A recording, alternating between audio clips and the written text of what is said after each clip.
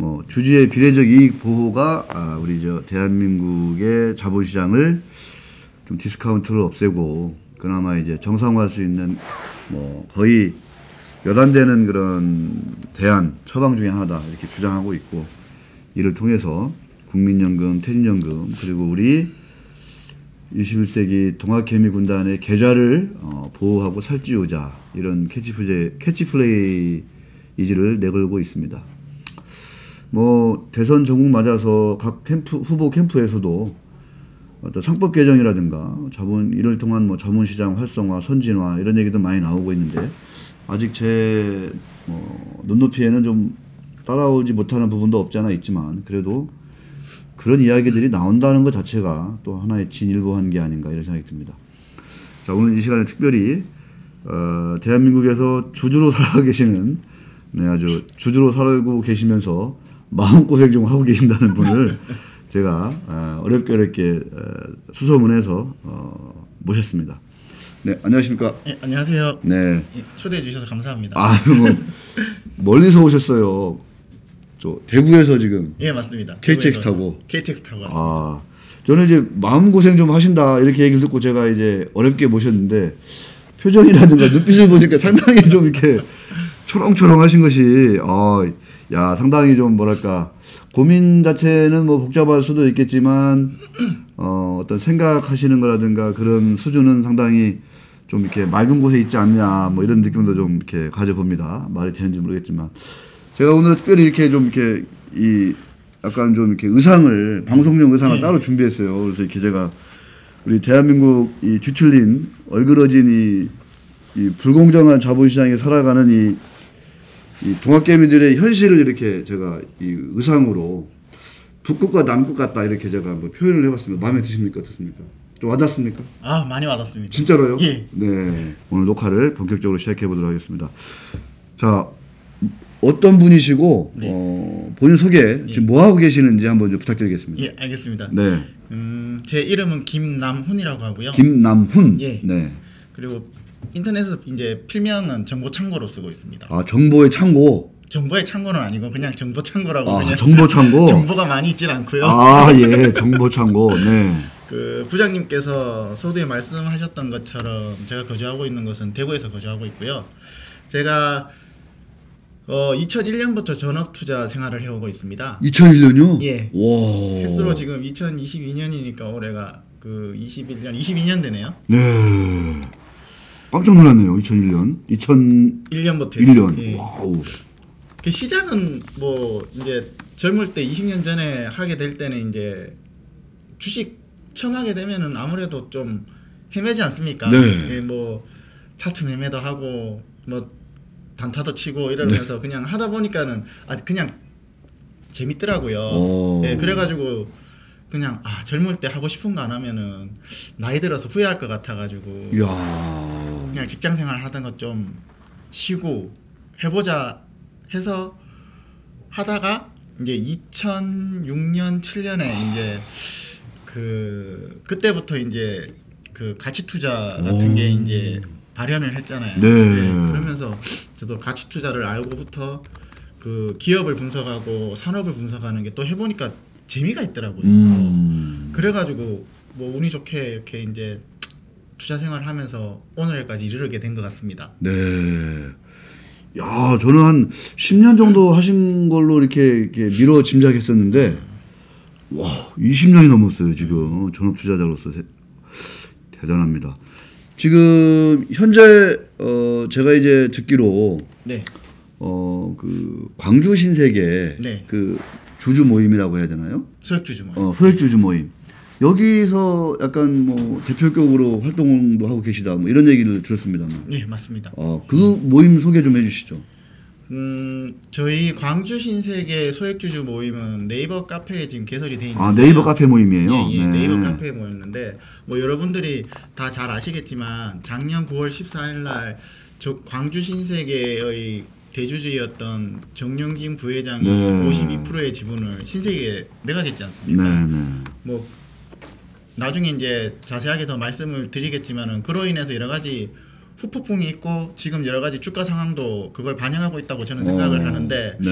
그래서 이렇게 뜻을 같이 하는 소수주주분들이 모여가지고 작년 10월 7일 날 카페를 개설하고 소액주주 운동을 하고 있습니다. 아, 그러니까 정용진 부회장이 엑시트하고 나서 이렇게 그런 소액주주 모임이 만들어진 거군요. 그렇습니다. 아, 원래 있던 게 아니고. 네, 그렇습니다. 뭐 나중에 이제 더 말씀을 해주실 것 같고, 뭐 재미난 얘기라든가 이러하던 건 뭐 많이 좀 들려주시면 좋을 것 같고. 근데 정용진 부회장 하면은 최근에 그 멸공 해시태그 멸공 이래가지고 상당히 그게 이제 여야 정치권에서도 이게 참 격하게 한번 좀 얘기가 됐었고, 이게 뭐 불매운동 뭐 가자 뭐 이런 얘기도 나오고, 저도 참 이거 뭐 별로 이렇게 심각한 얘기가 아닌 것 같은데 왜 이렇게 일이 커졌을까 뭐 이렇게 이런 생각도 해봤는데,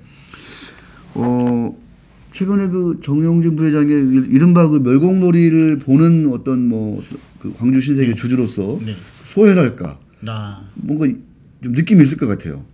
있죠. 어떻습니까?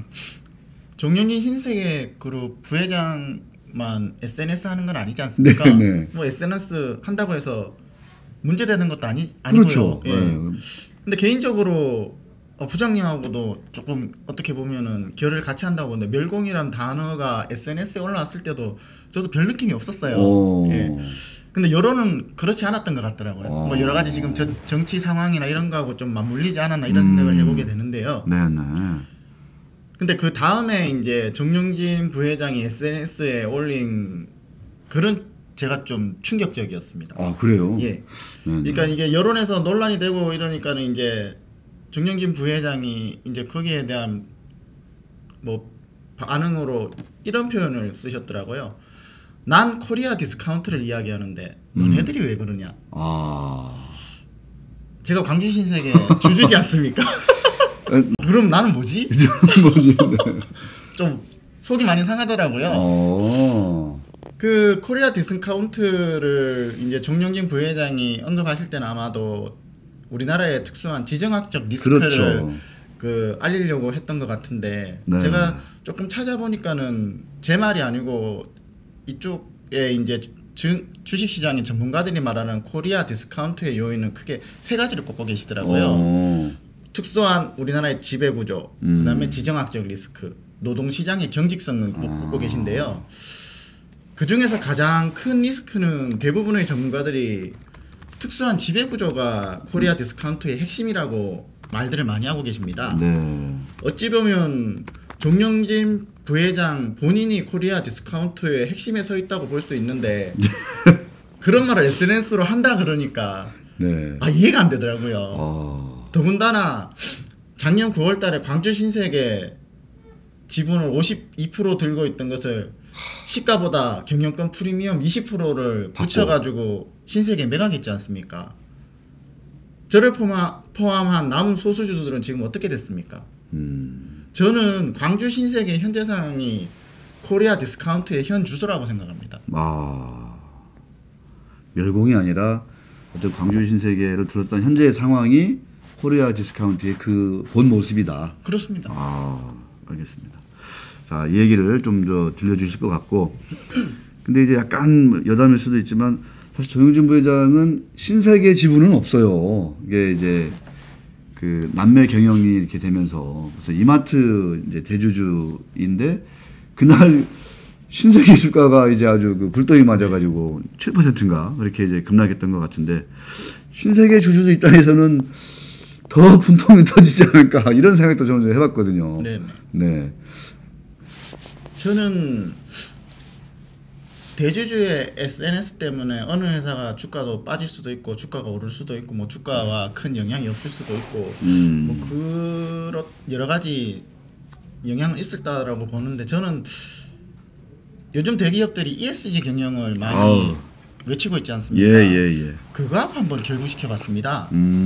요즘 대기업들이 ESG 경영을 한다고 너나 할 것 없이 홍보 많이 하잖아요. 대주주가 SNS를 통해서 ESG 경영의 G가 거버넌스잖아요. 거버넌스 부분을 어떻게 생각할 수 있을까? 혹시 간접적으로 생각할 수 있지 않을까? 그냥 그런 호기심이 좀 발동을 했는데 마침 아무리 그 멸공놀이 SNS 사태에 파문이 확산되니까는 이마트 노조에서도 성명을 발표했지 않습니까? 그랬어요? 예, 예. 그리고는 그 다음날 정영진 신세계그룹 부회장이 이제 SNS에다가 사과의 글을 적었거든요. 네. 제가 그 글을 한번 읽어드릴게요. 네네. 나로 인해 동료와 고객이 한 명이라도 발길을 돌린다면 어떤 것도 정당성을 잃는다.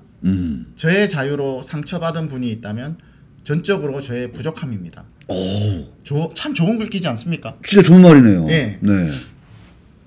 근데 참 이제 광주 신세계 주주로서는 조금 아쉬운 감이 없지 않아 있었습니다. 정영진 부회장이 SNS 사태에 대한 사과를 표명하면서 네. 동료 고객에게 이제 사과를 표현했잖아요. 네. 자, 동료는 회사의 임직원들을 말할 수 있겠죠. 동료, 예. 고객. 고객은 소비자가 되지 않겠습니까? 네네네. 예. 근데 이런 문구에 주주는 왜 못 들어갈까요? 그게 참 안타깝더라고요. 주주란 말이 실제 안 들어갔군요. 안 들어갔죠. 뭐 비슷한 글귀라도 들어갔으면 제가 여기서 언급하지를 않았겠습니까? 네. 조금 더 덧붙여서 이런 생각도 좀 해봐요. 지금은 광주 신세계 상황이 현재 진행형이라고 제가 앞에서 말씀을 드렸잖아요. 네네네. 그 부장님도 잘 아시겠지만 작년 10월달에 신세계백화점 강남점 10분간에 누수 사고가 발생했지 않습니까? 예. 그때 누수 사고가 발생하고 4일 만에 점장과 부점장이 교체가 됐습니다. 박수 받을 일이죠. 빠른 대처를 했으니까. 그리고 이번에 정영진 신세계그룹 부회장의 SNS 사태가 이제 여러 가지 파문이 확산되니까 사과로 일단락되지 않았습니까? 네네네. 그런데 이 광주 신세계 상황은 왜 신세계나 정영진 부회장이 이런 방구도 하지 않을까요? 야, 이게 참 납득이 되지 않습니다. 이 광주 신세계 소액주주 모임을 대표하시는 분이 이런 얘기를 하니까 저는 옆에서 이렇게 진짜 남 일이 아니다. 약간 이런 느낌을 많이 받으면서 지금 듣고 있습니다. 훨씬 더 이제 완전 이해 당사자니까. 그렇죠. 예, 이해 당사자로서 너무나 이제 이 절절한 호소라고 해야 되나요? 이런 문제 제기라고 해야 되나요? 이런 얘기들을 지금 해주고 계십니다. 그런 일들이 있었군요.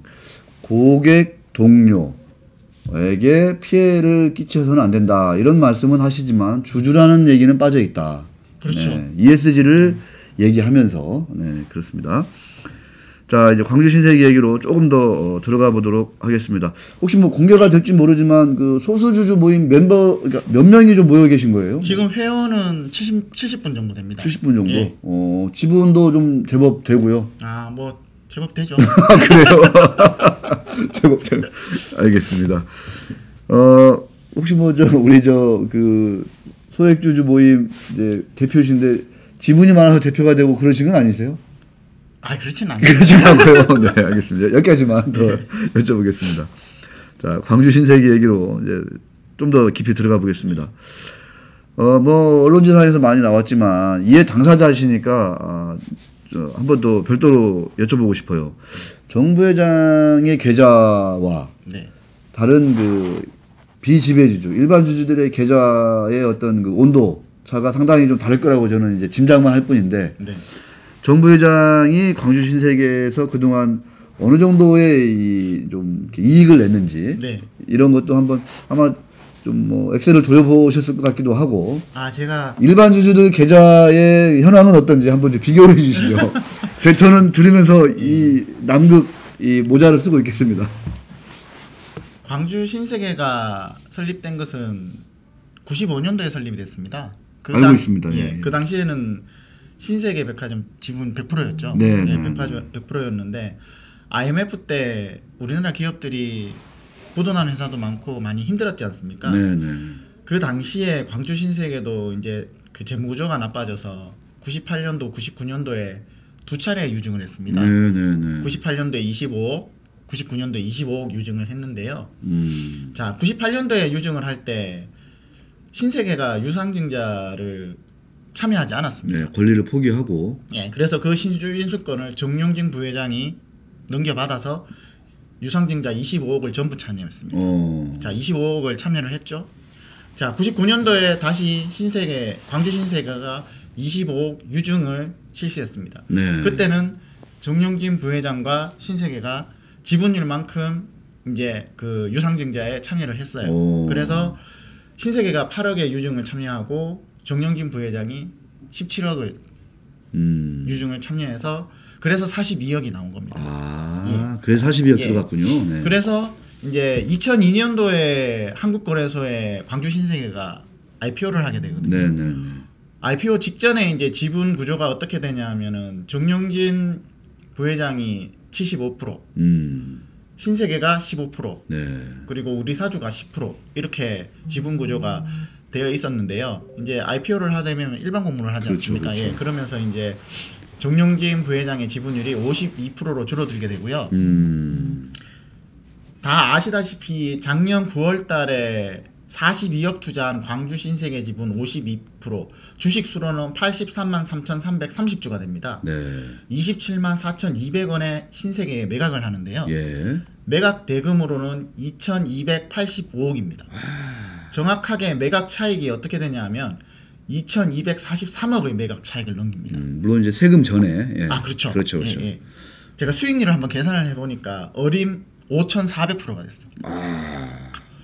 그리고 물론 뭐 기간은 상당히 지났지만, 네. 그렇죠. 예, 예. 그리고 그동안 광주 신세계를 보유하면서 받아간 배당금이 240억 이상이 되더라고요. 오. 투자 금액이 42억이었지 않습니까? 네네. 받아간 배당 금액만 투자 금액의 5배가 넘습니다. 대단하군요. 근데 우리 소수주주들은 계좌가 어떻습니까? 뭐 주가가 지금 말해주고 있는데 계좌 보면 더 눈물 나죠. 주가 보면은 쓴 웃음을 짓고 계좌를 보면은 눈물 흘리게 되는 게 저희들의 지금 현실입니다. 예, 제가 지금 남극, 북극 지금 좀 이렇게 연기를 하고 있습니다. 근데 연기가 아니라 실제로 계좌가 이 남극처럼 지금 차갑다, 얼어붙어 있다 이렇게 보면 될 것 같습니다. 실제로 그렇다는 얘기죠, 그러니까. 당연하죠. 예, 하여튼 뭐 제가 계좌를 안 받기 때문에 다시 한번 확인을 해봤습니다. 아니, 주가가 22만 원에서 지금 17만 원 내려와 있는데 본인은 이제 27만 원 정도에 이제 팔았죠. 27만 원 정도. 그렇죠. 예. 그렇습니다. 뭐 그냥 이제 너무 이런 얘기들도 심각해 하려고 하면 한도 끝도 없기 때문에 너무 또 심각하면 또 좀 재미도 없고, 근데 뭐 재미있으라고 한 얘기는 아닌데 또 유쾌하게 또 진행을 해보도록 하겠습니다. 또 보는 분들 생각도 해야 되기 때문에. 이제 증여세 내려고 팔았다 당시에 네. 이제 그런 얘기를 좀 하셨어요. 근데 이제 일각에서는 옛날에 보니까 삼성전자 지분도 꽤 들고 있던데 거기 팔아가지고 증여세 내면 되지 왜 그건 손 안 대고 왜 이걸 팔았냐 뭐 이런 얘기도 좀 제가 읽었던 것 같은데 뭐 증여세 다 냈나요? 어떻게 되나요? 좀 그런 거는 좀 어떻게 좀 들리는 얘기가 있어요. 어땠어요? 증여세하고 광주 신세계 지분 매각하고 이렇게 연결지어서 그 보도되는 기사들을 저도 많이 봤는데요. 네. 저는 이제 후계구도하고 조금 이제 연관을 지어봤거든요. 2020년 9월에 이명희 회장이 본인이 들고 있던 이마트 지분 8.2%를 그렇죠. 정용진 부회장에게 증여를 하고 신세계 지분 8.22%를 정유경 신세계백화점 총괄사장에게 증여를 했습니다. 네네.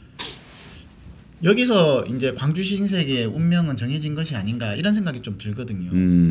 이마트는 정용진 부회장이 경영을 맡고 향후에는 그렇죠. 신세계는 정유경 총괄사장이 경영하는 것으로 이제 방침이 전해졌으니 광주 신세계는 이제 신세계 정유경 총괄사장이 경영하는 신세계에 넘겨야 되는데 그 넘겨지는 시점만 남은 거죠.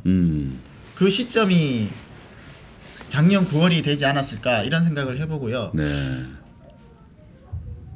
정 부회장 남매에 그 납부해야 될 증여세액은 3천억 정도로 얘기를 하더라고요. 3천억 정도. 예, 제가 그래 그 기사를 조금 찾아보니까는 그 3천억 정도인데 이제 정 부회장님이 납부해야 될 세금은 한 1,500억 정도가 되는데 네. 5년 분납해서 한 매년 한 300억 정도의 세금을 납부하면은 되는 걸로 알고 있습니다. 그렇죠. 예. 보통 이제 5년 나눠서 내니까. 예. 예. 근데 이게 과연 광주 신세계 지분을 팔아서 현금을 2,300억 정도 마련했지 않습니까? 네, 네. 그런데 세금은 1,500억만 내면 되는데 또 나눠서 내면 되는데. 예, 굳이 광주 신세계 지분을 그렇게 급하게. 예, 증여세를 내기 위해서 팔았다고 하기보다는 후계 구도와 관련이 더 있는 거 아닌가 저는 개인적으로 그렇게 생각하고 있습니다. 네, 어차피 이제 나눠서 분리경영을 해야 될 상황이 있기 때문에 맞습니다. 네, 그때 이제 딱 정리를 했다 네. 이런 말씀을. 물론 상속세를 뭐 5년에 걸쳐서 나눠서 내는 건지 아니면 어떻게 내는 건지는 제가 확인한 바는 없지만 대체로 이제 나눠서 내거든요. 그러면 300억이면 뭐 배당금 가지고도 뭐 충분히 뭐 충당할 수 있지 않냐 이런 생각도 사실은 들긴 합니다. 자, 근데 이제 또 참 그 약간 그 뭐 종합지에서도 꽤 큰 기사가 났던 게 그 직후에 이제 미국에서 비버리 hils인가 어디서 큰 또 고가의 저택을 구입한 게 한국인인지 알고 보니까 조용진 부회장이었다. 뭐 이런 얘기가 막 딱 보도가 되면서 야 이건 또 뭐지 뭐 이제 이런 생각도 제가 좀 했던 그런 기억이 납니다. 저도 봤습니다. 그러니까 이제 돈이 많으시니까 이제 이것저것 다 할 수 있는 상황인데 네, 그렇습니다. 근데 이제 딱 세금 문제 때문에 팔았다. 이제 급하다. 약간 좀 그런 식으로 좀 약간 여론몰이를 좀 한 측면이 없지 않아 있는 것 같습니다. 자, 이 시점에서 우리 저 소액주주 모임뿐만 아니라 일반 이른바 정용진 부회장과 이해관계가 지금 엇갈린다고 계속 지금 말씀을 하고 계신데 그분들이 가장 좀 이렇게 비판하는 대목이라고 해야 될까요? 좀 이렇게 불만을 갖는 대목 뭐 어떤 건지 좀 한번 좀 정리해 주시죠. 네. 지금 방금 미국의 고가주택 매입한 거에 대해서 말씀하셨잖아요. 네네. 매각을 광주 신세계 지분을 매각하고 난 직후. 네. 돈 있으면은 뭐 뭘 사고 팔고 하는 거는 크게 문제되진 않죠. 근데 뭐 언론에서 많이 보도되지 않았습니까? 이게 참 제가 볼 때는 언론에서도 그게 보도된 이유가 그 시점이 문제였던 거 아닌가 이런 생각을 하게 되게 보거든요. 그 말은 무슨 말인가 하면은 본인은 광주 신세계 지분 전량을 신세계 시가보다 20% 프리미엄을 붙여서 엑시트를 했고 네. 거기에 대한 후폭풍으로 거기에 남은 소수주들은 그 매각 직후 주가가 15% 가까이 폭락을 했습니다. 그리고는 얼마 지나지 않아서 미국에 고가의 주택을 샀다는 뭐 당연히 주주 입장에서는 안 좋죠. 기분은 안 좋고 근데 이게 뭐 좀 넓혀서 생각해 보면 언론에서도 이런 부분들을 이야기하는 거는 이게 고가의 주택을 샀다 안 샀다를 꼬집는 게 아니라 시점이 문제인 거 아닌가 이런 측면이 저는 있다고 봐집니다. 네네. 이렇게 어떻게 보면 이것도 코리아 디스카운트의 단면을 보는 거죠. 자기는 시가보다 20% 프리미엄을 붙여서 엑시트를 했는데 소수주주는 재산상의 손실을 봤단 말입니다. 참 안타깝습니다. 그러니까 이제 이른바 이제 대주주라고 불리는 지배주주의 저도 좀 이제 좀 덥네요. 확실히 옷이 더워가지고 옷을 좀 벗고 네 이른바 이제 이 지배주주라 불리는 이런 대주주들의 어떤 이해관계와 동행하고 있다는 뭐 좀 준비하셨어요? 멀리서 이제 대구에 손님 오셨기 때문에 우리 네 제작진에서 이렇게 고가의 이런 네 음료수를 감사합니다. 광동 헛개차 알겠습니다. 자 여기까지 일부러 해야 되겠다 그죠? 네 일단 좀 먹으면서 네.